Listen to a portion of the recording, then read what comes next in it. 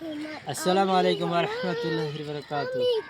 আসেন দর্শক, আপনারাকে দেখাই আমার ফুলের অবস্থা কি। অনেক ফুল ধরেছে, আপনারা দেখলে অবাক হবেন। আর দেখেন দেখেন আমার অল্প কটা গাছ আছে, কিন্তু দেখেন অল্প কটা গাছ আছে,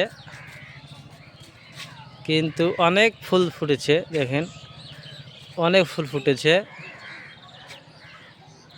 তো আমার একটু 2 দিনকে আর টাইম পাইনি ফুলের যত্ন করার জন্য। দেখেন কি অবস্থা, ফুলের মধ্যে পিঁপড়ে ধরে গেছে, ফলের মধ্যেও দেখেন। দেখেন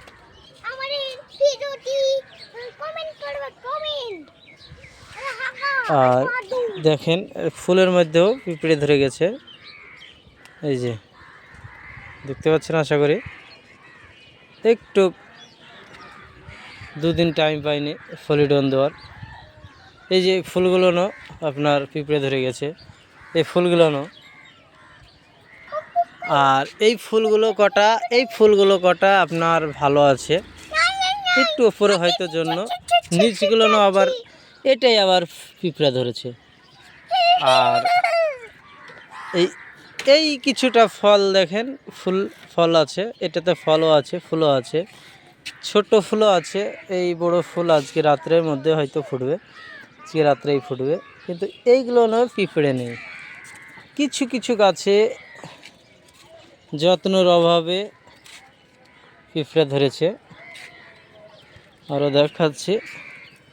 আর আমার কিন্তু কিছুটা ফুল নষ্টও হয়েছে। দেখেন এই যে এই ফুলগুলো নষ্ট হওয়ারই দরকার, কেননা অত ফুল হলে ফলটা কিন্তু মোটা হবে না। এগুলো পিঁপড়ে ধরেছে। আস্তে আস্তে কাটা আছে, দেখো।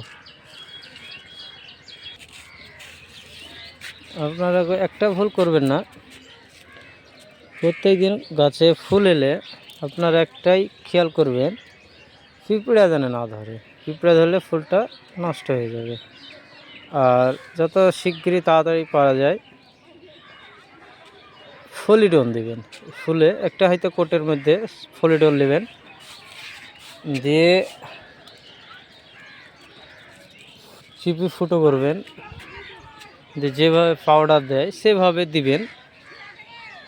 তাহলে কি হবে, পুরোই ফুলটাতেই আপনার ফলিটনটা ভালো মতো মিশে যাবে ওর সাথে।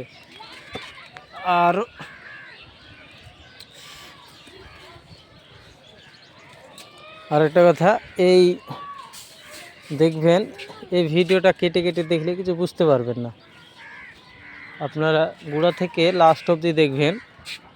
আর ফুল হওয়ার একটা কারণ বেশি হলো, আপনারা খোল ভিজা পানি দিবেন।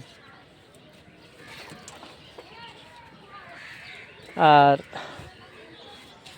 আমার এই ভিডিওটা বেশি বেশি শেয়ার করে দেবেন, যেন দর্শক দেখতে পায়।